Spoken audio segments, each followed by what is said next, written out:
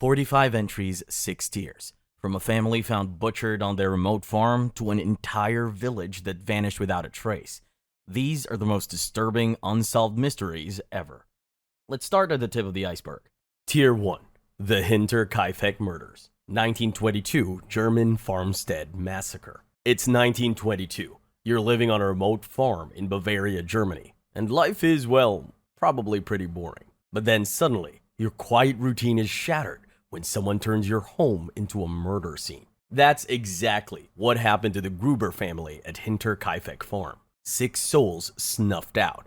Andreas Gruber, his wife Cecilia, their daughter Victoria, Victoria's 2 children, Cecilia and Josef, and the maid, Maria Baumgartner. The Gruber family and their maid were brutally bludgeoned to death. The killer was lurking around the farm for days before the deed. The family had been experiencing some strange occurrences leading up to the murders. Andreas Gruber found a newspaper in the house that he didn't recognize, and the family reported hearing unexplained footsteps in the attic. Then, the maid wanted to quit, claiming the place was haunted. The investigation into the Hinterkaifeck murders was mishandled from day one. The police interviewed hundreds of suspects, but no one was ever charged. Theories abound, of course, ranging from disgruntled neighbors to incestuous family secrets. Some even speculate that the killer was a wandering vagrant who just stumbled upon the farm. The Hinterkaifeck murders remains one of Germany's most baffling unsolved crimes. The disappearance of the Sodder children. 1945, West Virginia. Christmas Eve, a fire, and 5 missing kids. Sounds like the setup for a twisted holiday movie, right? Well, for the Sodder family of Fayetteville, West Virginia, it was a horrifying reality. On December 24th, 1945, their house went up in flames, and 5 of their 10 children vanished without a trace. George and Jenny Sodder, the parents, managed to escape with their other 5 kids, but Maurice, Martha, Louis, Jenny, and Betty were never seen again. Now, you'd think a house fire would leave behind some bodies, some bones, something, but there was nothing. No remains, no evidence of the children inside. The fire was intense, sure, but it wasn't hot enough to completely incinerate 5 children. The fire was blamed on faulty wiring, but there were some pretty suspicious circumstances surrounding the whole event. For one thing, the family's Christmas lights mysteriously stayed on during the fire, despite the power being supposedly cut, and a ladder that was usually kept near the house was missing. Strange, to say the least. The Sodders refused to believe their children had perished in the fire. They were convinced that they had been kidnapped, and honestly, who could blame them? Any sane parent would cling to the hope that their kids were still alive, somehow, somewhere. For years, the Sodders followed leads, hired private investigators, and even put up a billboard with their children's pictures, hoping someone would come forward with information. Theories abound in this case, as they always do. Some say the children were victims of a mafia hit, a revenge plot against George Sodder, who had been outspoken about his opposition to Benito Mussolini's regime. Others believe the children were taken by a traveling salesman who had been seen lurking around the Sodders' property in the days leading up to the fire. But in 1968, Jenny Sodder received a photograph in the mail of a young man who looked remarkably like her missing son, Louis. On the back of the photo, a cryptic message. Louis Sodder, I love brother Frankie. Little boys are behind you. Creepy, right? The Sodders hired another private investigator, but the case went nowhere. So did they burn to death? Kidnapped? Did they grow up somewhere under different names, never knowing their real family? Who knows? A house fire leaving behind no evidence might sound like a horror movie premise, but if you think that's strange, just wait until we dive deep in Tier 3, where a whole group of teenagers vanished without a trace during a camping trip. The Black Dahlia Murder. Elizabeth Short, 1947, Hollywood. Hollywood. The land of dreams, glamour, and grisly murders. That's right, folks.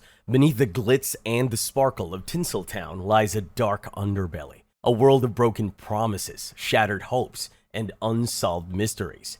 And no mystery is more chilling, more haunting than the Black Dahlia Murder. On January 15th, 1947, the body of Elizabeth Short, an aspiring actress, was found in a vacant lot in Los Angeles. She had been brutally murdered, her body cut in half, drained of blood, and left on display. The crime scene was so gruesome, so horrifying, that it sent shockwaves through the entire city. Elizabeth Short, nicknamed the Black Dahlia for her dark hair and fashion, was a tragic figure from the start. She bounced from town to town, trying to make it big in Hollywood. but success always seemed to elude her. She worked as a waitress, a model, and even a chorus girl, but she never quite caught her big break. The investigation into the Black Dahlia murder was a media frenzy. The Los Angeles Police Department was flooded with tips, leads, and false confessions. The case became a national obsession, with newspapers and magazines churning out sensational stories about the victim, the crime, and the potential suspects. Cops had tons of suspects, ranging from doctors to photographers to other aspiring actors, but all leads eventually faded with no concrete evidence. The case became a symbol of Hollywood's darker currents, where dreams vanish, and people do too. Over the years, countless books, movies, and TV shows have been made about the Black Dahlia murder, each offering its own theory about who committed the crime. Some believe it was a jilted lover, others a sadistic serial killer. Some even speculate that the murder was part of a larger conspiracy involving powerful figures in Hollywood and the LAPD. Despite all the attention, all the speculation, the Black Dahlia murder remains unsolved to this day. The killer was never brought to justice, and Elizabeth Short's spirit continues to haunt the streets of Hollywood. The Yuba County Five, 1978, North California. It's a cold February night in Northern California. 5 men, each with cognitive challenges, are driving home from a baseball game in Chico. They're members of a program for adults with developmental disabilities, and they're all excited about the game they just watched. But somewhere along the way, things take a turn for the worse, and these 5 men disappear without a trace. These men were Jack Madruga, Gary Mathias, Bill Sterling, Ted Weiler, and Jack Hewitt. They were last seen leaving the basketball game in their Mercury Montego. A few days later, the car was found abandoned on a remote mountain road, miles away from their homes. The car was in good working order, but it was out of gas. The search for the Yuba County Five was massive, involving hundreds of volunteers, law enforcement officers, and even the National Guard. The authorities initially suspected foul play, but they couldn't find any evidence of a crime. Then, months later, the body of Ted Weiler was found in a trailer, miles from where the car had been abandoned. He had starved to death, even though the trailer held a stockpile of food untouched. So how did these 5 men get so lost? Why did they abandon their car? And why was Ted Weiler alone in that trailer? Theories range from victims of a drug deal gone wrong to abduction by a cult, or survivalists living in the mountains. Some even speculate that they encountered Bigfoot. The lead masks case. 1966 Brazil electronics techs. Brazil, 1966. 2 electronic technicians, Manuel Pereira da Cruz and Miguel Jose Viana, tell their families they're off to buy some work supplies and maybe a car. Standard stuff. They've got a decent chunk of cash on them. What could go wrong? Well, a few days later, a kid flying a kite on Vintim Hill, near Rio de Janeiro, stumbles upon their bodies. Both men are dressed in suits, lying side by side, with no obvious signs of struggle or violence, and they're each wearing an ahumade lead mask over their eyes. Nearby, the cops find an empty water bottle, a couple of towels, and a notepad. And on that notepad, a cryptic little to-do list.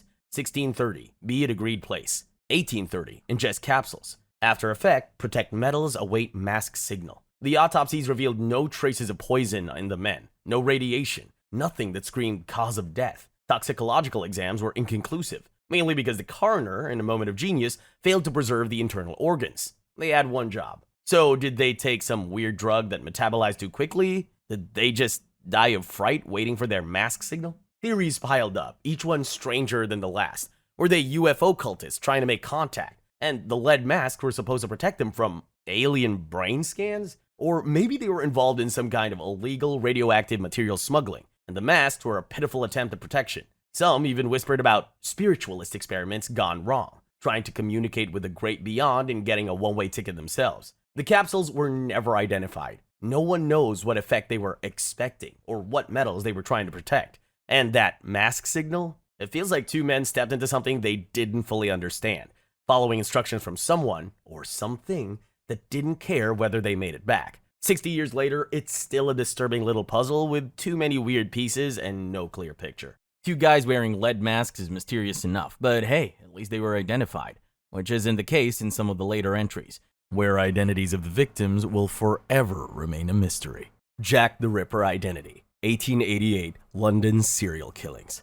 And now for a classic that never gets old, mostly because we still don't know who the hell he was. London, 1888. The fog is thick. The gas lamps are flickering, and there's a gentleman of leisure out on the town, except his hobby isn't collecting stamps. It's disemboweling prostitutes in the charming district of Whitechapel. Meet Jack the Ripper, the original serial killer. This wasn't just your run-of-the-mill murder spree. Oh no, Jackie here wasn't just brutal. He was methodical. At least 5 women, Mary Ann Nichols, Annie Chapman, Elizabeth Stride, Catherine Eddowes, and Mary Jane Kelly, met their gruesome ends at his hand. And when I say gruesome, I mean organs removed, throats slashed so deep their heads were practically falling off, and in Kelly's case, well, let's just say there wasn't much left that resembled a human face. Jack clearly had some anatomical knowledge, or at least a very enthusiastic approach to amateur surgery. The police at the time, bless their mutton-chopped hearts, they were about as effective as a chocolate teapot in the Sahara Desert. They had thousands of interviews, hundreds of suspects, and precisely 0 arrests that stuck.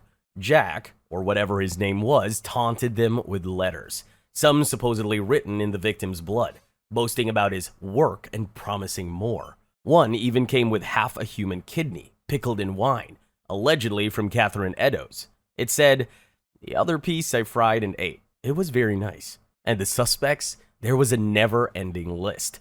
Was it a crazy doctor, a foreign sailor, a Jewish butcher? How about a member of the royal family, like Prince Albert Victor, Duke of Clarence? Even Lewis Carroll, the guy behind Alice in Wonderland, made it onto some lists.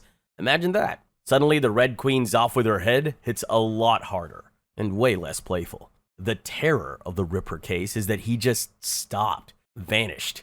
Did he die, move away, get bored and take up some other hobby? The files are still open, metaphorically speaking. Modern ripperologists, yes, that's a thing, still pore over the evidence, proposing new theories, using DNA analysis on old letters with results that are, shall we say, hotly contested, and about as definitive as a weather forecast in England. He's the ultimate unsolved whodunit, and honestly, the not knowing is probably scarier than any specific identity could ever be. Sweet dreams. The Lost Colony of Roanoke, 1590, vanished settlers. So, it's the late 16th century. Queen Elizabeth I is on the throne. England is feeling feisty.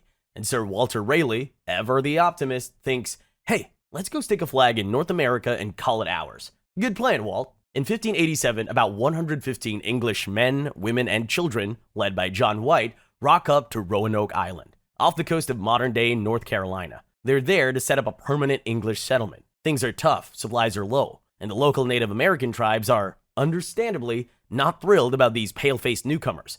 So John White decides to pop back to England for more supplies and reinforcements.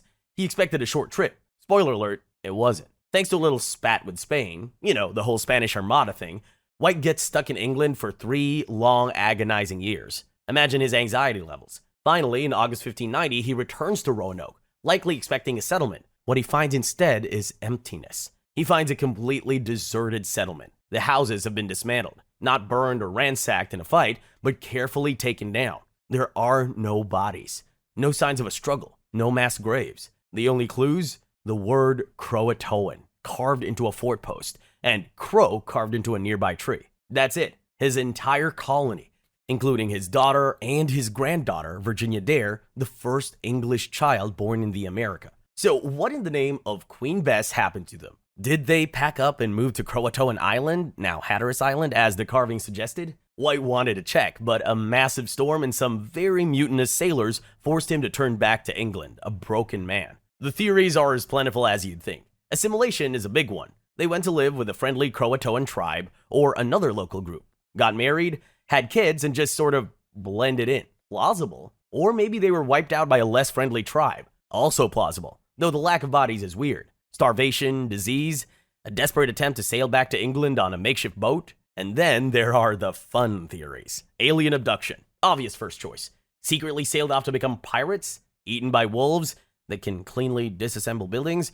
Unlikely. For centuries, people have been obsessed. Archaeological digs have found some European artifacts on Hatteras Island and inland, suggesting some survivors might have integrated, but nothing definitive. Tier 2. The Dyatlov Pass Incident. 1959, Ural Mountains. Russia, 1959. 9 experienced ski hikers set out for the Ural Mountains in February. They never came back. They made camp on a slope known as Kolat Shakal, or Dead Mountain to the locals, which, isn't ominous at all. When they don't return, a search party heads out and finds their tent sliced open from the inside. Their belongings and shoes are still there. The hikers, gone. Their bodies are eventually found scattered across the desolate landscape, some hundreds of meters from the tent, bizarrely undressed for the minus 30 degrees Celsius weather. Some died of hypothermia, no surprise there. But then it gets weird. One had a fractured skull. Another showed chest trauma similar to a car crash, with no external bruising. One woman was missing her tongue, eyes, and parts of her lips. Another was missing her eyeballs, and some of their clothes even showed traces of radiation. Soviet investigators, in their infant wisdom, concluded the hikers died from a compelling unknown force. Thanks, guys. Super helpful. Theories range from an avalanche, which doesn't explain the internal injuries or the tent, to a secret Soviet weapons test gone wrong, to an attack by the indigenous Mansi people, who were quickly cleared, to infrasound-induced panic, or even good old-fashioned Yeti attack. Because when in doubt, blame the cryptids. Nearly 70 years later, compelling unknown force is still about as good as an explanation as any for why 9 people fled their tent into a frozen hell. Some to be crushed, some to be irradiated, and some to lose bits of their faces. The Lake Bodom Murders. 1960 Finland camping. Finland, 1960. 4 teenagers decide a picturesque camping trip by Lake Bodom is the perfect way to spend a Whitsun weekend. 2 15-year-old girls,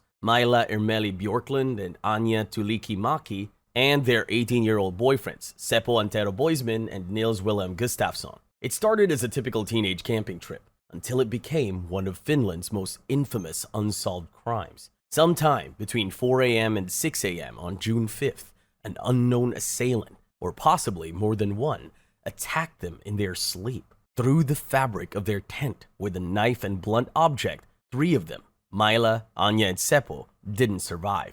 They were bludgeoned and stabbed to death. Nils Gustafsson, the sole survivor, was found outside the collapsed tent with a concussion, fractured jaw, facial bruises, and a hazy memory of a black-clothed attacker with bright red eyes. That description, vague and bizarre, never led anywhere solid. The investigation was chaotic from the start. The crime scene wasn't properly secured, evidence was trampled, and the theories multiplied. None of them conclusive. Was it a local kiosk owner with a violent streak? He allegedly confessed on his deathbed, but the evidence didn't hold. One theory even blamed a KGB spy, a Cold War-era Soviet agent, rumored to be operating in Finland at the time. But that theory relied more on paranoia than proof. Years passed. Then, in 2004, in a plot twist nobody saw coming, the only survivor, Nils Gustafsson, was arrested and charged with the murders. The prosecution argued he had a jealous rage. His defense? He was too injured to have done it. The court agreed, and he was acquitted in 2005. So, back to square one. The murder weapon was never found. The motive remains a ghost, and the image of a shadowy figure attacking teenagers in their sleep still haunts the national memory, and the mystery remains. The Isdal Woman. 1970 Norway unidentified death. Norway, November 1970. In the remote Isdalen Valley, aka Death Valley, another great holiday spot, clearly, hikers stumble upon the partially burned body of a woman. She's lying among rocks, surrounded by sleeping pills, a packed lunch, and empty bottles of St. Halvard liqueur. But who was she? Good luck with that. All the labels on her clothes had been snipped off. Police found 2 suitcases at a train station in Bergen linked to her. Inside, more clothes with labels removed, wigs, multiple passports, and identity cards under different names. Fenella Lorch, Claudia Tjeld, Vera Jarl, Alexia Zarna Merquez. Take your pick. A notepad with coded entries, and a collection of European currencies. This wasn't your average tourist. The autopsy showed she died from a combination of sedative ingestion and carbon monoxide poisoning from the fire. Suicide? Maybe. But the coded notes, the multiple identities, the meticulous removal of anything that could identify her, it all screamed espionage. Was she a spy who got burned? Literally and figuratively? A double agent on the run? Someone involved in shady Cold War dealings? Investigators traced her movements across Europe. She stayed in top hotels, spoke multiple languages, apparently with an accent, and paid in cash. The codes in her notepad were partially deciphered, indicating places she'd been, but her true identity, her purpose, and why she ended up a charred corpse in a Norwegian valley remains stubbornly elusive. The official ruling was probable suicide. An unidentified woman with a suitcase full of mysteries is chilling. But hang tight for the next one, where American diplomats began suffering from a bizarre illness that had everyone confused, even the government. The Havana Syndrome. Mystery illness, diplomats. Starting around 2016, US and Canadian diplomats stationed in Havana, Cuba started reporting some seriously messed up symptoms. We're talking sudden onset of intense headaches, dizziness, tinnitus, that lovely ringing in your ears, fatigue, nausea, anxiety, and even cognitive difficulties and memory loss. It wasn't just a case of bad mojitos. The weird part, many victims reported hearing strange, localized sounds, buzzing, grinding, or piercing squeals right before or during the onset of symptoms. Some felt pressure or vibrations, and these weren't happening to everyone in a building, just specific individuals, sometimes even in specific parts of a room. The syndrome soon popped up in other diplomatic posts around the world: China, Russia, Germany, Austria, even Washington, D.C. So what's causing this global diplomatic unease? Is it a new type of sonic or microwave weapon? Some kind of targeted energy attack designed to harass or incapacitate? The idea is that some foreign adversary, Russia and China are popular culprits in the blame game, developed a way to beam invisible rays at people's heads. Or maybe it's faulty surveillance equipment going haywire. The US government has thrown millions at investigating, but a definitive cause or culprit remains frustratingly out of reach. Intelligence reports have been inconclusive, sometimes leaning towards an attack, other times suggesting environmental factors or pre-existing conditions. Imagine feeling like your brain is being zapped and nobody can tell you why or by whom. Ricky McCormick's Encrypted Murder. Undeciphered notes. Ricky McCormick was a 41-year-old high school dropout with a heart condition who, by most accounts, could barely write his own name. So when his body was found in a field in Missouri in June 1999, 15 days after he was last seen alive, nobody expected to find a cipher straight out of a spy novel tucked in his pockets. But there they were, 2 crumpled notes, filled with what the FBI's Cryptanalysis and Racketeering Records Unit, or CRRU, the guys who usually crack stuff from spies and mob bosses, described as an unknown system of writing. We're talking about more than 30 lines of jumbled letters, numbers, and symbols, arranged in no discernible pattern. For over a decade, the FBI's best and brightest stared at these things and got precisely nowhere. McCormick's death itself was suspicious. Though the exact cause wasn't definitively determined due to decomposition, he was known to dabble in drugs and had some minor criminal connections, but nothing to suggest he was a criminal mastermind or a keeper of earth-shattering secrets. But then, what were these notes exactly? Were they directions, a drug recipe, a list of contacts, or just the random scribblings of a man whose mind worked differently? In 2011, utterly stumped, the FBI took the unprecedented step of releasing the notes to the public, hoping some amateur sleuth could crack what they called one of their top unsolved cases. Thousands of attempts poured in. Some thought it was a simple substitution cipher, others a complex homemade shorthand. The American Cryptogram Association declared it unsolvable. The most interesting theory? The notes hold the key to McCormick's murder. Maybe they name his killer, or detail the shady dealing that got him killed. Or maybe, just maybe, Ricky McCormick had a secret life and a secret language that died with him. The Halls Mill Murder Mystery. 1922, Reverend and Choir Singer. New Brunswick, New Jersey, September 1922. A picturesque lover's lane. Perfect for a bit of, well, you know, until a couple strolling by discovered the bodies of Reverend Edward Wheeler Hall and Mrs. Eleanor Reinhardt Mills, a choir singer in his church, both married, just not to each other. Scandal. This wasn't a quiet, dignified exit. The Reverend and Mrs. Mills had been shot, their bodies artfully arranged. His hand was placed on her neck, her hand on his knee. His calling card was propped at his feet. Her throat had been cut, and her tongue and larynx were missing, perhaps to silence the singing bird. And in a touch of pure melodrama, torn up love letters were scattered between their bodies. The investigation was a circus from day one. The crime scene was a free-for-all, with souvenir hunters and gawkers trampling evidence. The media went absolutely nuts. This had all the ingredients. religion, murder, high society, and, well, you know, adult stuff. Suspicion quickly fell on the jilted spouses. Mrs. Hall, a wealthy and eccentric woman, and her two brothers, Willie and Henry Stevens. Willie was a known oddball who liked to hang around with a rifle. Henry was just weird. Then there was Jane Gibson, the pig woman, a hog farmer who lived nearby and claimed to have witnessed the murders. Her testimony was sensational, filled with shadowy figures and dramatic pronouncements, but also wildly inconsistent and often just plain bizarre.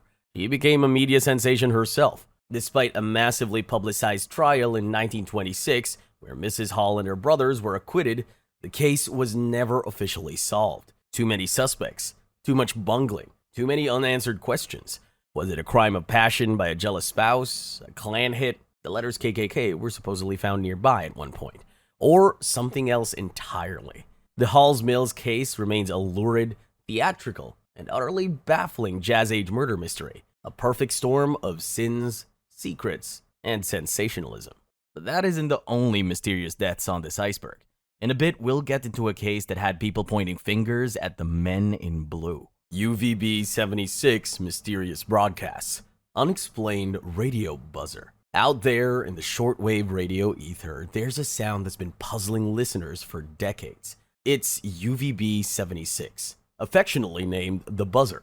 Since at least the late 1970s, this Russian radio station has been broadcasting a short, monotonous buzzing tone over and over, 24/7. But it's not always just buzzing. Occasionally, the buzzing stops, and a live voice, usually speaking Russian, will read out short, cryptic messages.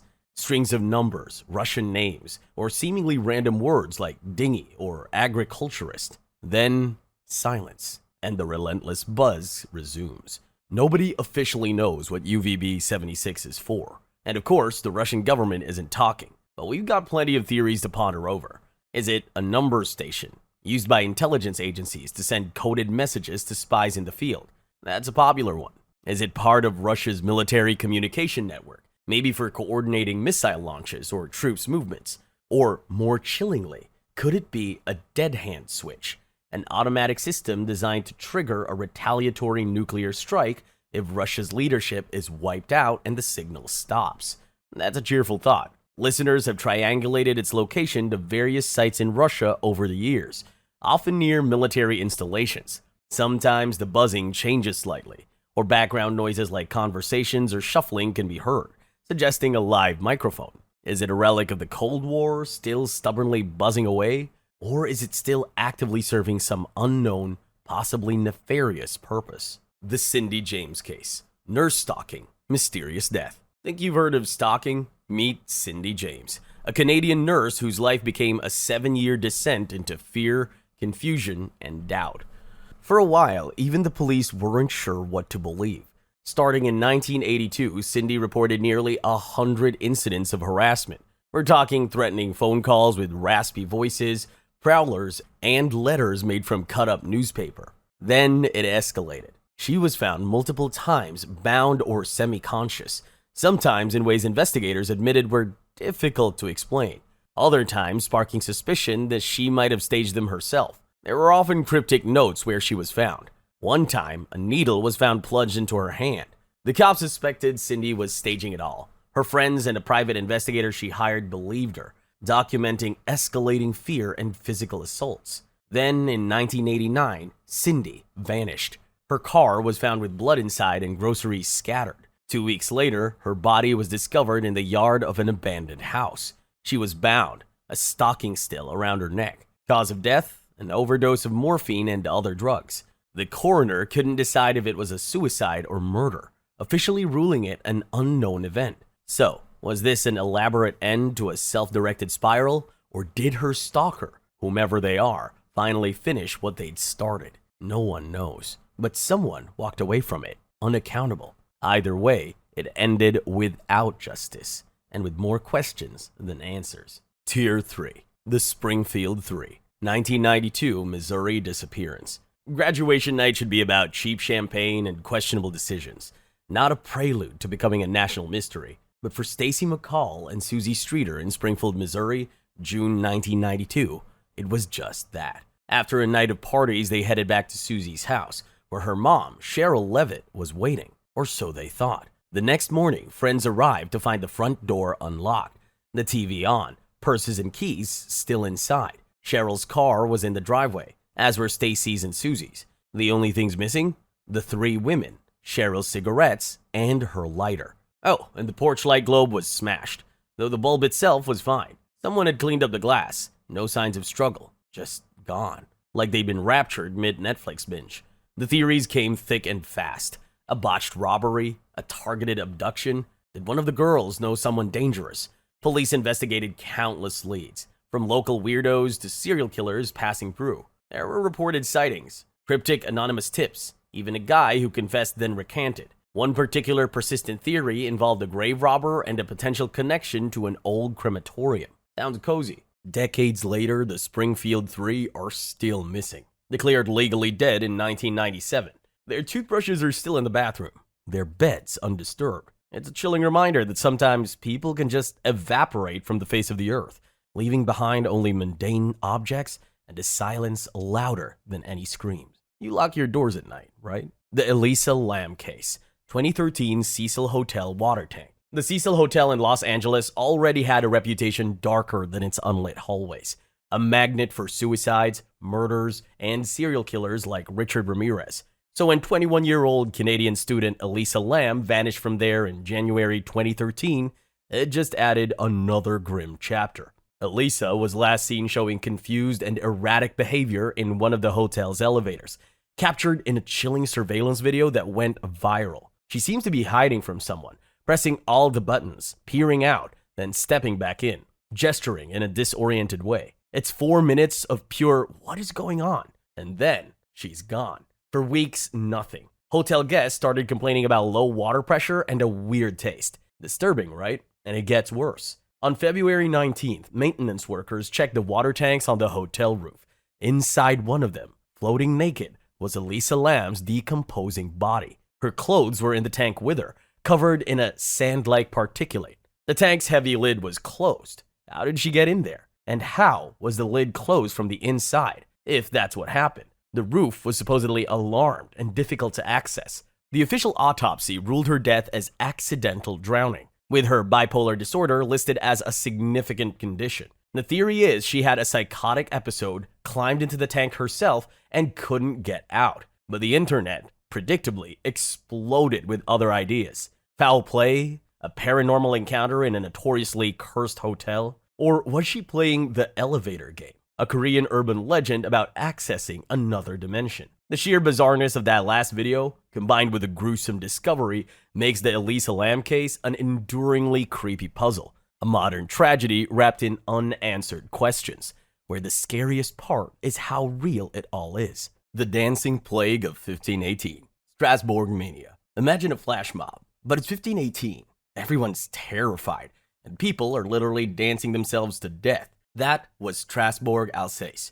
For a few summer months, it all started with one woman, Frau Troffea, who stepped into the street and just started dancing. No music, just an unstoppable urge. Within a week, dozens had joined her. Within a month, around 400 people were caught in this bizarre dancing mania. They couldn't stop. They danced for days, weeks even, until they collapsed from exhaustion, heart attacks, or strokes. Some reports claim up to 15 people a day were dying at its peak. The authorities were understandably freaked out. Their first brilliant idea? Encourage more dancing. They set up stages, hired musicians, and opened guild halls, thinking the dancers would just tire themselves out. Shockingly, this made it worse. Physicians of the era, blessed their pre-germ theory hearts, blamed hot blood. Modern theories range from mass hysteria triggered by famine and disease, which was pretty common at the time, to ergot poisoning, which is a fungus that grows on rye and can cause hallucinations and convulsions, to some kind of stress-induced psychosis.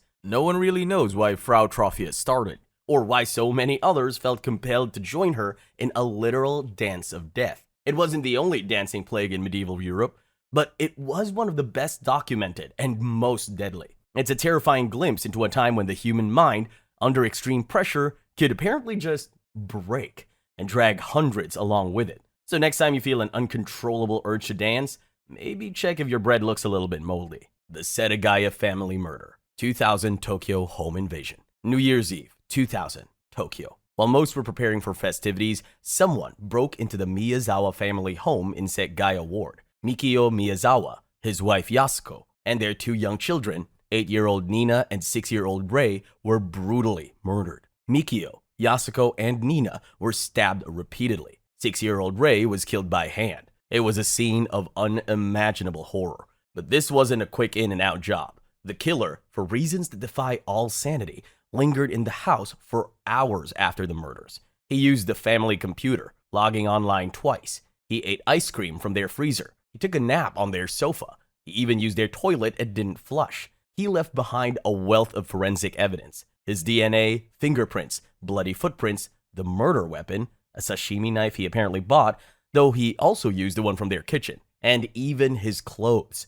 A distinctive Uniqlo sweater, hat, and shoes, all neatly folded. He changed into clothes from Mikio's wardrobe before leaving. Despite the treasure trove of clues, including the killer's DNA profile, indicating mixed Asian and European ancestry, possibly via a southern European country, and a massive ongoing investigation, one of the largest in Japanese history, the murderer has never been caught. Over 280,000 officers have worked the case, and a hefty reward is still offered. Why did he do it? Why did he stay? Was it a robbery gone wrong that escalated into a frenzy? Or something more personal and deeply disturbing? Anyway, he's still out there, somewhere. And unfortunately, isn't the last time you'll be hearing about an entire family getting wiped out overnight on this iceberg.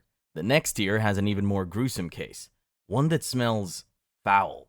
Jane Doe Identification Cases, unidentified dissidents. Every year, thousands of people die in the U.S. alone without anyone knowing who they are. They become Jane Does, John Does, unidentified dissidents. Their stories, or what little can be pieced together, are often tragic, their final chapter ending with a question mark. Take the Lady of the Dunes, found in the Race Point Dunes of Provincetown, Massachusetts. In 1974, found partially clothed with her hands missing, likely to prevent fingerprint ID, and severe injuries to her neck. She had been left on a beach blanket. For decades, she was a complete enigma.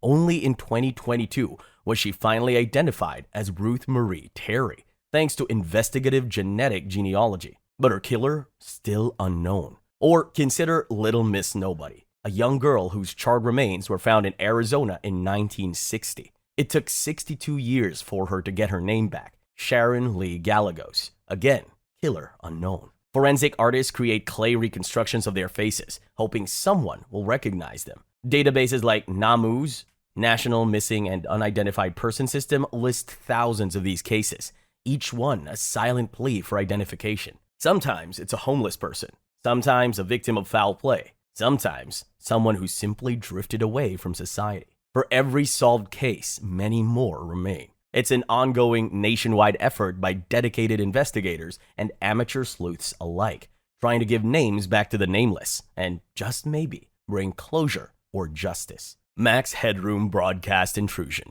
1987 TV hack. Chicago, November 22nd, 1987. People are settling in to watch Doctor Who on WTTW. Suddenly, the screen goes black. Then a new figure appears. A man wearing a Max Headroom mask, bobbing erratically in front of a corrugated metal background, a strange buzzing noise accompanying him. This wasn't part of the show. For about 90 seconds, this bizarre, distorted figure rambled incoherently, making references to the newscaster Chuck Swirsky, Pepsi, Max Headroom was a Coke spokesman, and the greatest world newspaper nerds. He hummed, mumbled, and at one point was struck with a fly swatter on his bare behind while bending over, just before the video cut out. Then, just as suddenly as it began, the broadcast returned to Doctor Who, leaving thousands of viewers utterly bewildered and probably a little creeped out. This was the second most infamous hijack of the night. An earlier, shorter one had occurred during WGN-TV's news broadcast. The FCC and FBI launched an investigation, but the culprits were never caught. How did they do it? They likely overpowered the station's broadcast signal with a more powerful transmitter, a technically sophisticated feat for the time, especially for a prank. What was their motive? Pure anarchic mischief? A social commentary? Or just some geeks with too much equipment and a weird sense of humor? Tier 4. The Ketty Cabin Murders, 1981, California. Ketty, California. a sleepy resort town. April 1981, Cabin 28. Sounds like the start of a slasher flick, doesn't it? Unfortunately, it was. Sue Sharp, her son John, and his friend Dana Wingate were found brutally murdered. They'd been bound with electrical wire and medical tape, then bludgeoned with a hammer and stabbed repeatedly. Sue's 12-year-old daughter, Tina, was missing. Her 2 younger sons and their friend, sleeping in an adjacent room, were miraculously unharmed, or at least physically. Mentally, that kind of trauma doesn't fade. The crime scene was a goddamn mess. Blood everywhere, a bent steak knife, a bloody hammer, fingerprints. Yet the initial investigation was less than stellar. Key evidence was mishandled. Leads weren't pursued with vigor. It was almost like someone didn't want it solved. Years later, Tina Sharp's skull was found miles away, confirming she too had been murdered. The sheer brutality, the seemingly random sparing of the younger children, the bungled investigation, and the whispers of local corruption and cover-ups have turned the Keddy Cabin murders into a festering wound in true crime lore. Cabin 28 still stands, by the way. The Lawson Family Murders, 1929, North Carolina. Christmas, 1929, rural North Carolina. Charlie Lawson, a seemingly ordinary tobacco farmer, made a decision that would turn Christmas into a lasting horror. He takes his wife, Fanny, and their 7 children, Marie, 17, Arthur, 16, Carrie, 12, Mabel, 7, James, 4, Raymond, 2, and baby Mary Lou, 4 months old, on a shopping trip for new clothes and a family portrait. Sounds nice, right? But it was actually a prelude to a massacre.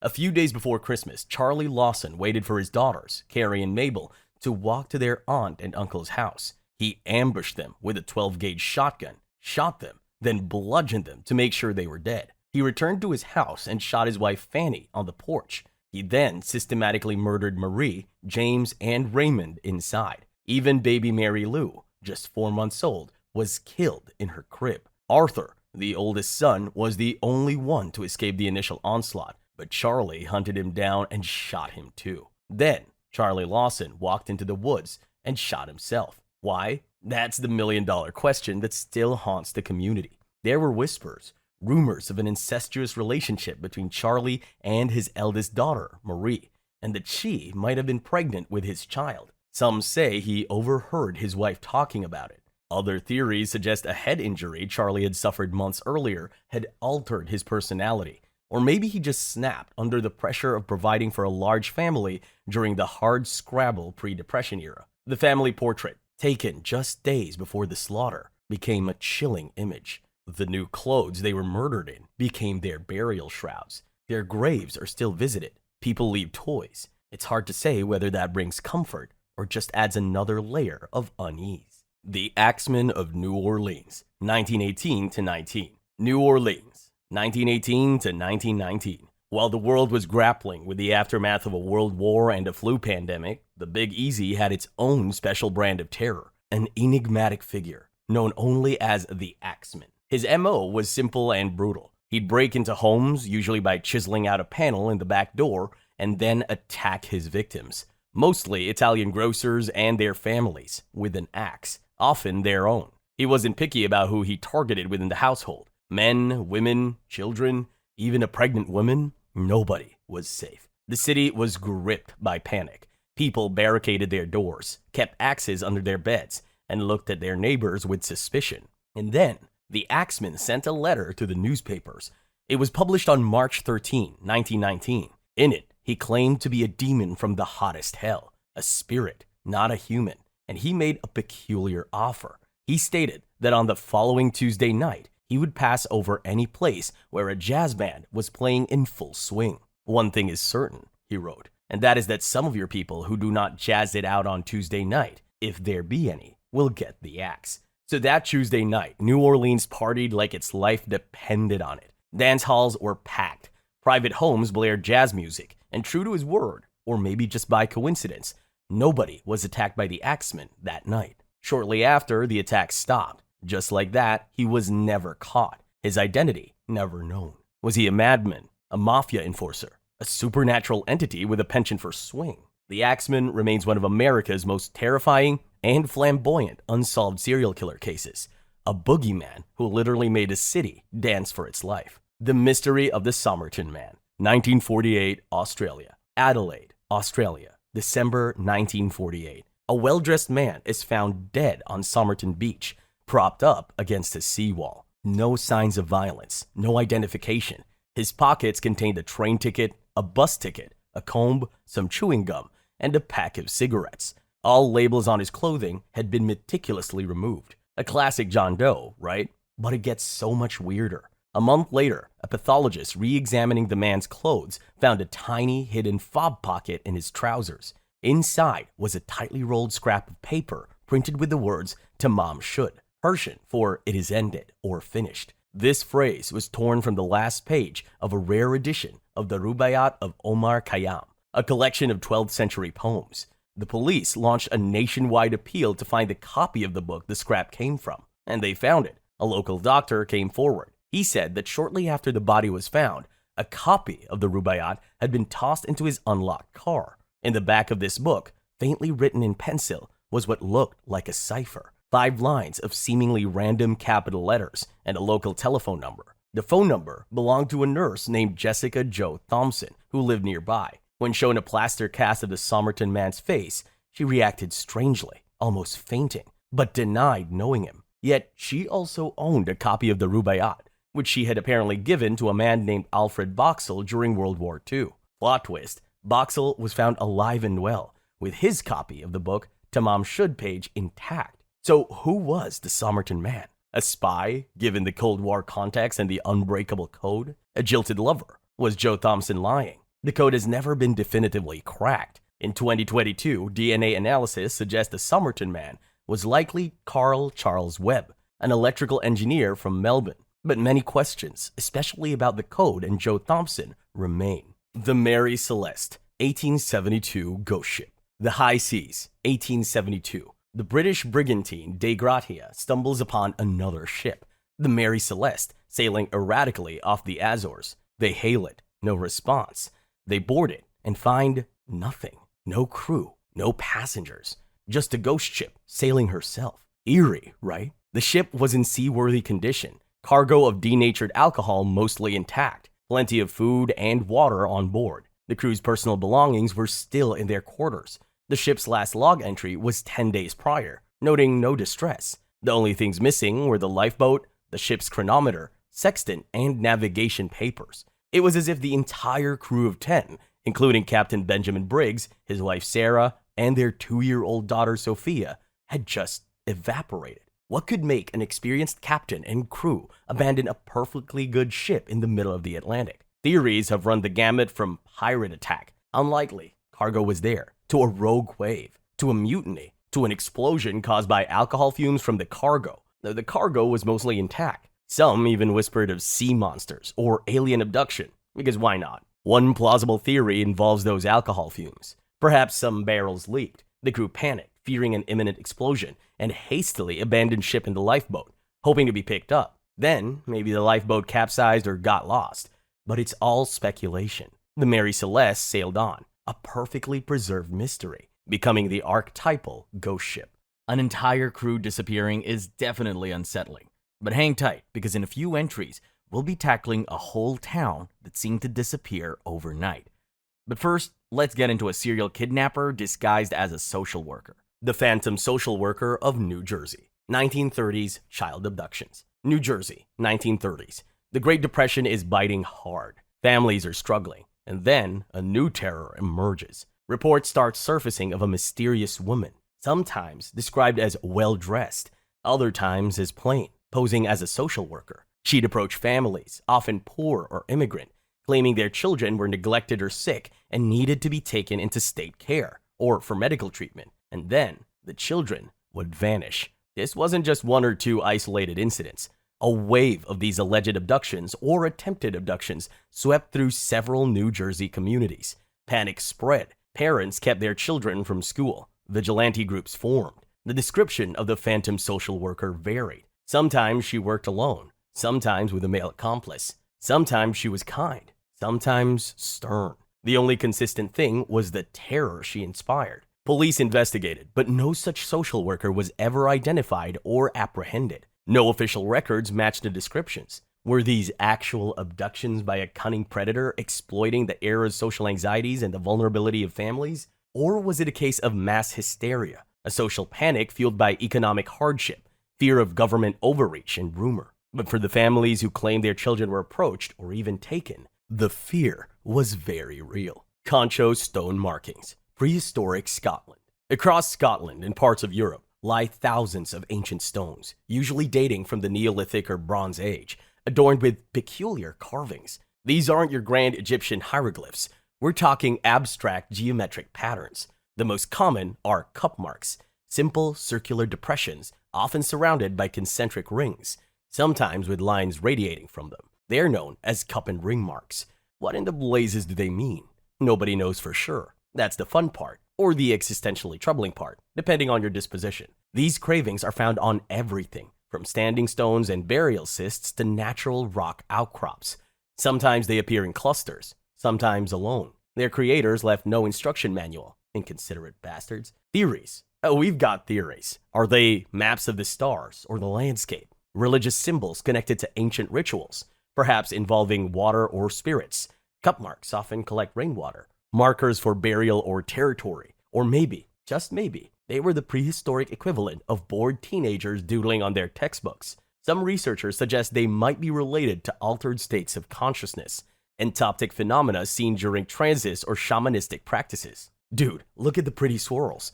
The sheer number of these carvings and their widespread distribution suggests they held significant meaning for the people who painstakingly pecked them into hard stone thousands of years ago. But that meaning is now lost to us, locked away in a pre-literate past. Tomb of China's first emperor, undisturbed mausoleum. Qin Shi Huang, China's first emperor, the guy who unified the warring states, started the Great Wall, and was generally a pretty big deal in 3rd century BC. He was also, apparently, terrified of dying and obsessed with immortality. When he did eventually kick the bucket, he went out in style. His tomb, near Xi'an, is a subterranean necropolis, basically an underground city of the dead. It's as big as a small city. And the most famous part? The Terracotta Army. Thousands of clay soldiers, archers, chariots, built to guard him in the afterlife. But that's just the beginning. The actual burial mound of the emperor himself, a massive man-made hill, remains unexcavated.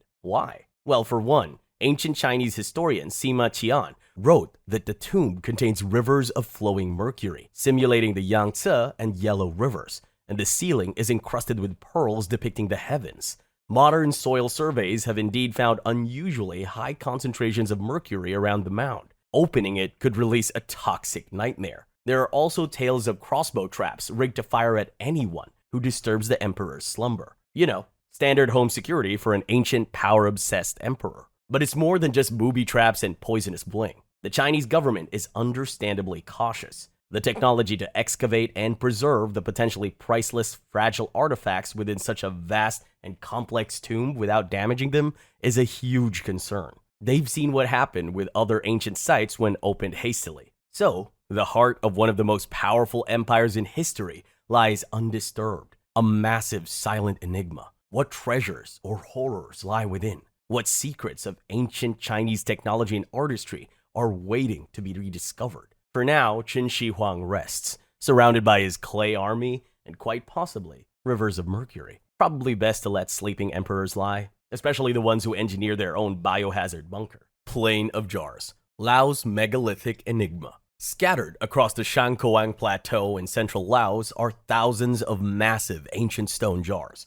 We're talking megalithic jars, some towering over 9 feet tall and weighing several tons, carved from sandstone, granite, or limestone. There are over 90 known sites, some with a few jars, others with hundreds, just sitting there in the landscape like giant abandoned teacups for a race of giants. Who made them? Why? And what were they used for? Welcome to the Plain of Jars. Local legends are, as you'd expect, colorful. One story claims the jars were created by a mythical king, Kun Chung, to brew and store vast quantities of Lao Lao rice wine to celebrate a military victory. A prehistoric frat party, basically. Archaeological evidence, however, suggests a more somber purpose. Most jars are associated with burial practices, Human remains, bone fragments, and teeth dating from around 500 BC to 500 AD have been found buried around and sometimes inside the jars. So were they funeral urns? Perhaps for a secondary burial process where bodies were decomposed elsewhere, then the remains are placed in the jars? Why are they so many? And why are they so big? How did people back then move and carve these giant stone jars with the tools they had? The quarries are miles away, and those smaller stone discs found nearby, are they lids? Gravestones? No one really knows. To make things harder, the area was bombed a lot during the Secret War in the 60s and 70s, so some spots are still full of unexploded bombs, making research a tad explosive. Norwich Well mass grave. 17 bodies unknown. In 2004, workers digging a new shopping center in Norwich, England, stumbled upon something decidedly uncommercial, a medieval well, and at the bottom of it, the skeletal remains of at least 17 individuals, 11 of them children. This wasn't a gentle burial. The bodies seem to have been thrown in head first, a jumble of bones. Radiocarbon dating placed their deaths sometime in the late 12th or early 13th century. What happened here? The initial and most prominent theory points to a dark chapter in Norwich's history. The city had a significant Jewish population in the Middle Ages, and like many Jewish communities in Europe at the time, they faced persecution. In 1190, following the coronation of Richard I, there was a wave of anti-Jewish violence across England, and Norwich was one of the cities affected. Many Jews were massacred. Could these 17 people be victims of that pogrom? Their bodies unceremoniously dumped in a well. DNA analysis added another layer of intrigue and some controversy. Initial studies suggested a strong likelihood of Jewish ancestry for several of the individuals, and that many were related. Some genetic markers pointed towards Ashkenazi Jewish populations. However, later reanalysis has been more cautious, and the debate continues. Other theories for the mass grave include plague victims, though the dating is a bit off for the major Black Death outbreaks, or victims of some other unrecorded calamity. But the image of those bodies, particularly the children crammed into a well, speaks of a sudden violent end and a desperate attempt to dispose of the evidence. The Norwich Well remains a chilling, tangible link to the brutality of the past, a silent, waterlogged tomb that whispers of persecution and forgotten atrocities. Cold War reconnaissance aircraft incident, mysterious losses. The Cold War wasn't just about spies in trench coats and nuclear standoffs. It was also fought in the skies, with high-stakes, high-altitude reconnaissance flights.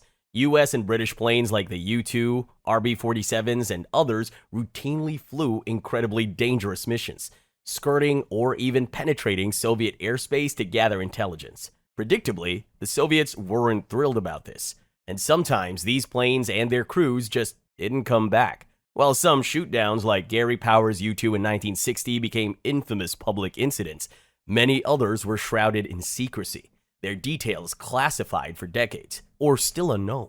We're talking about dozens of aircraft and hundreds of airmen lost over or near Soviet territory, or over the sea after being intercepted. Were they all shot down? Did some suffer mechanical failures in incredibly hostile environments? And what happened to the crews? For years, families of these missing airmen lived in a torturous limbo. Their official line was often lost at sea or operational loss, with few details. But whispers persisted of crews captured, interrogated, even executed, or languishing in Soviet gulags.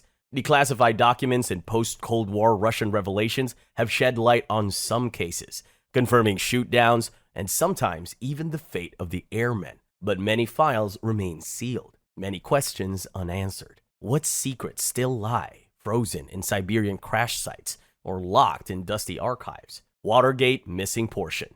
Tape gaps.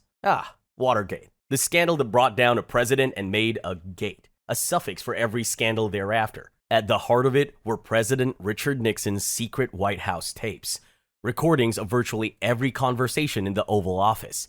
And on one of those tapes, from June 20, 1972, just 3 days after the Watergate break-in, there's a now infamous 18.5-minute gap, an erasure, a void where potentially crucial conversations about the burgeoning scandal should have been. Nixon's loyal secretary, Rosemary Woods, took the blame. She claimed she accidentally erased the section while transcribing the tape, reaching for the phone and mistakenly hitting the record button while her foot was on the pedal controlling the tape machine. This highly acrobatic explanation became known as the Rosemary Stretch.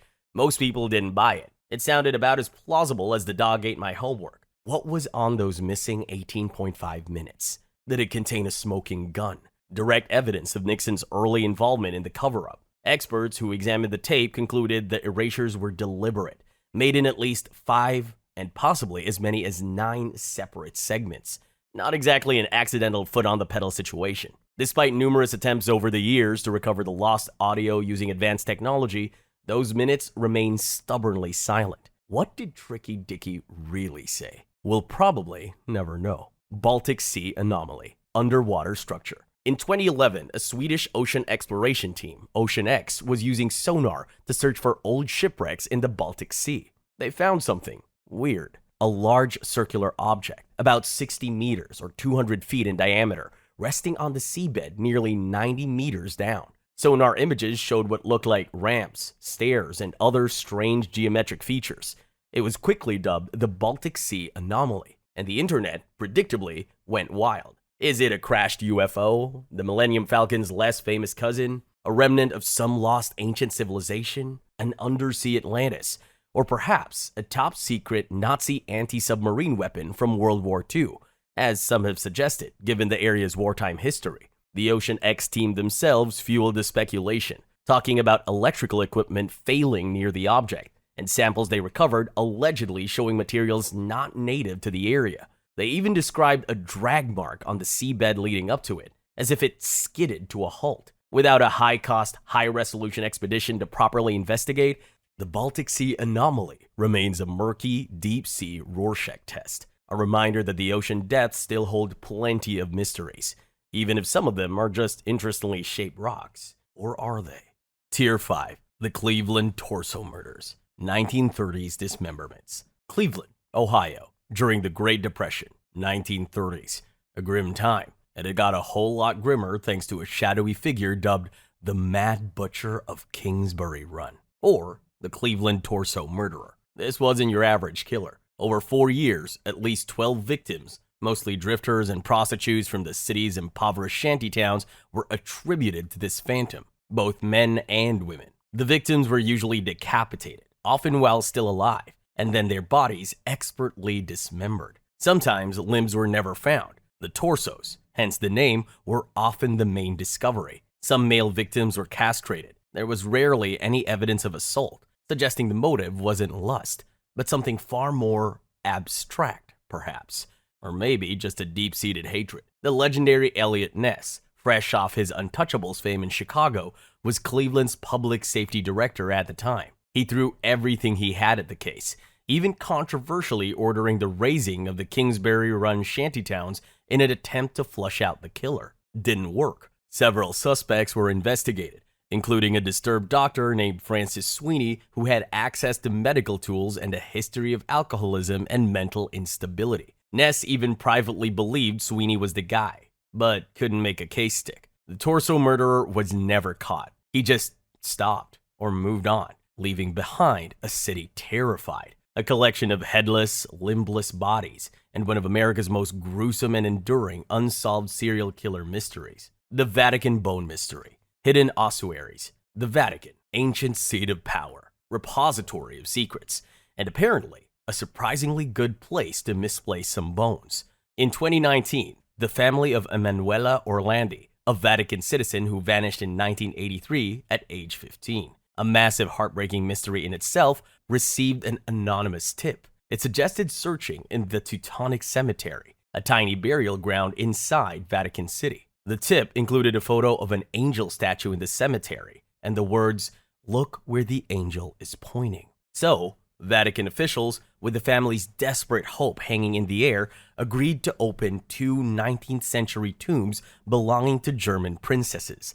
And what did they find? Absolutely nothing. The tombs were empty. Not just Emanuela's remains, but even the remains of the princesses who were supposed to be there vanished. Where did the princesses go? And if not there, where was Emanuela? Then, a few days later, another discovery. During follow-up investigations near the empty tombs, officials found 2 ossuaries, hidden caches of bones beneath a manhole. Thousands of bone fragments belonging to dozens of individuals jumbled together. Were these the missing princesses? Was Emanuela among them? Forensic analysis began, a slow, painstaking process. Initial reports suggested the bones were too old to be Emanuela's, dating mostly before the 19th century. But the Vatican isn't exactly known for its swift transparency. So what you have is a missing girl, an anonymous cryptic clue, empty tombs where bodies should be, and then a secret pit full of bones. Who are all those people? And what other secrets does that ancient city-state keep buried? The Lake Waco Murderers, 1982 Texas teens. Lake Waco, Texas, July 1982. 3 teenagers, Jill Montgomery, Raylene Rice, and Kenneth Franks, went for a summer evening drive. They never came home. Their car was found abandoned near Spiegelville Park by the lake. A massive search began. The community held its breath. 9 days later, their bodies were found miles apart in different locations. The details are stomach-churning. Jill Montgomery had been stabbed multiple times. Raylene Rice and Kenneth Franks had also been stabbed, and their throats were slit. The brutality was extreme, suggesting a terrifying level of rage or sadism. This wasn't a quick crime of opportunity. This was personal, or at least deeply deranged. The investigation was intense. Theories flew. Was it a satanic cult? Given some of the rumors circulating at the time, was it a drug deal gone wrong, or just a random encounter with a psychopath? Several suspects were looked at over the years, including Henry Lee Lucas, the infamous drifter serial killer who confessed to hundreds of murders, most of which were later debunked. Lucas even confessed to this one, but like many of his claims, it didn't hold up. Other local criminals were eyed, but no charges ever stuck. Decades have passed. DNA technology has advanced, but the Lake Waco murders remain unsolved.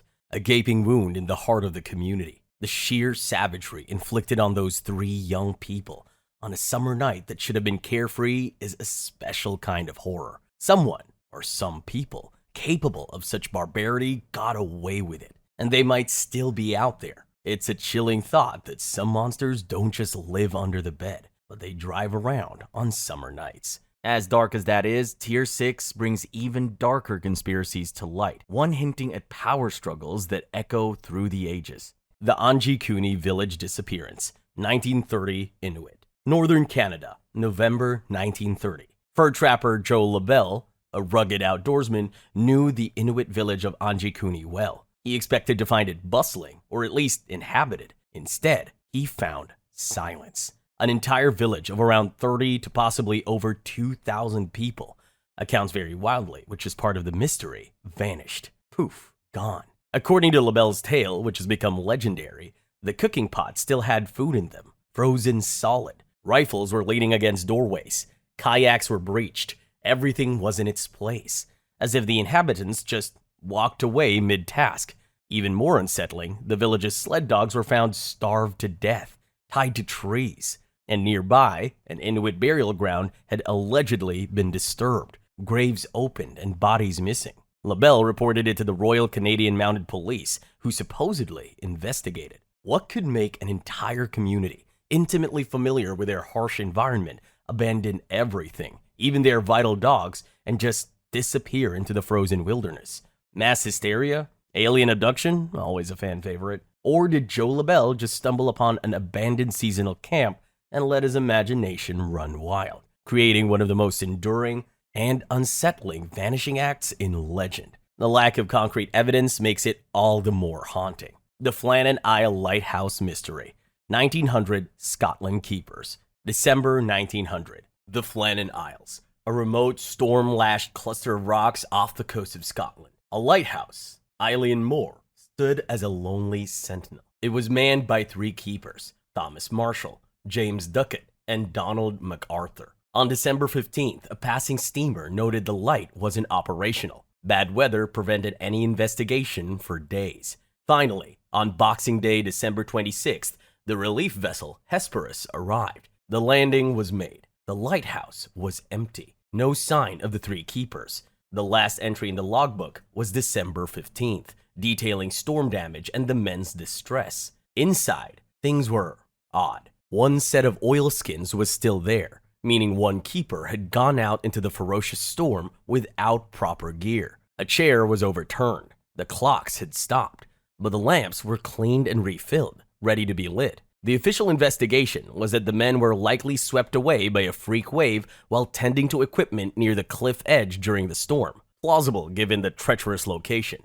But the enduring mystery lies in the details and the unanswered questions. Why would one man go out without his oilskins in such weather? Why the overturned chair? And what about the logbook entries, which some accounts, though possibly embellished over time, described as increasingly strange, mentioning an unprecedented storm, the men crying, and prayers? Were they carried off by a giant wave? Did one go mad and kill the others, then himself? Or did something far stranger happen on that desolate rock? The Flannan Isles mystery has become a classic tale of the sea, a perfect, isolated puzzle box of fear and disappearance, where three men simply vanish from a locked room on a tiny island, leaving only silence and the howling wind. Tier 6. The Finders, 1980s U.S. child abuse cult. Washington, D.C., 1980s. A group calling itself The Finders comes onto the radar. On the surface, they seemed like a quirky communal living group with an interest in game playing and computers. But beneath that veneer, allegations emerged that were utterly sickening. We're talking organized child ritual abuse, international child trafficking, and even connections to intelligence agencies like the CIA. The story broke into wider consciousness in 1987, when two men associated with the Finders were found in a park in Tallahassee, Florida, with 6 children in their van, visibly neglected and malnourished. The men claimed they were taking the children on a field trip. Official investigations by police and customs service followed. What they reportedly found was a cult-like organization with a global network, using sophisticated communication methods and allegedly involved in processing children, a euphemism that could mean anything from indoctrination to far, far worse. A U.S. Customs Service report later leaked detailed bizarre rituals, claims of occult practices, and evidence suggesting the children were being used in some kind of intelligence gathering or even CP. The report also mentioned that the Finders seemed to have an uncanny ability to avoid serious prosecution, with investigations often being stymied or shut down. Some sources allege that the group was a CIA front, or at least protected by elements within the intelligence community. Was the Finders a dangerous cult engaged in horrific child exploitation with high-level protection? Or a misunderstood fringe group targeted by a moral panic? Most official inquiries concluded with little action, citing insufficient evidence for the more extreme claims. But the chilling allegations, the declassified, though disputed documents, and the first-hand accounts from some involved paint a deeply disturbing picture. The Franklin Scandal, alleged political child abuse ring. Nebraska, late 1980s. Allegations began to surface of a widespread child trafficking and abuse ring involving prominent politicians, businessmen, and even law enforcement officials, centered around a man named Lawrence E. King Jr., a high-ranking Republican and former credit union executive. This became known as the Franklin Scandal, named after the Franklin Community Federal Credit Union that King headed, which collapsed amidst accusation of fraud and embezzlement, funds from which were allegedly used to finance the abuse network. The allegations were horrific. Children from troubled backgrounds, some from foster care, were allegedly procured, drugged, and subjected to ritual abuse, sometimes at parties attended by powerful individuals. Some accusers claim these activities took place in various locations, including King's properties and even, allegedly, locations linked to Offutt Air Force Base. There were whispers of satanic ritual elements, mind control, and even snuff films. A grand jury investigated. King was convicted of financial crimes and some charges related to child abuse, but the wider conspiracy allegations, particularly those involving high-profile political figures, were largely dismissed by authorities as unsubstantiated or part of a satanic panic gripping the nation at the time. Key witnesses recanted their testimonies, some under duress, they later claimed. Journalists investigating the case reported intimidation and stonewalling. Was the Franklin Scandal a monstrous child abuse network protected by powerful people, as some investigators and accusers passionately maintain? Or was it a tragic example of how legitimate concerns about child abuse can be distorted by rumor, unreliable testimony, and political agendas. The truth is buried under layers of conflicting accounts, recanted statements, and official dismissals. But the sheer darkness of the allegations and the lingering questions about who knew what make it one of the most disturbing and politically charged unsolved mysteries of its kind. MI6 Spy in a Bag Mystery. Agent found in padlocked bag. London, August 2010. Gareth Williams, a 31-year-old mathematician and codebreaker on secondment to MI6, Britain's Foreign Intelligence Service from GCHQ, Britain's NSA, fails to show up for work.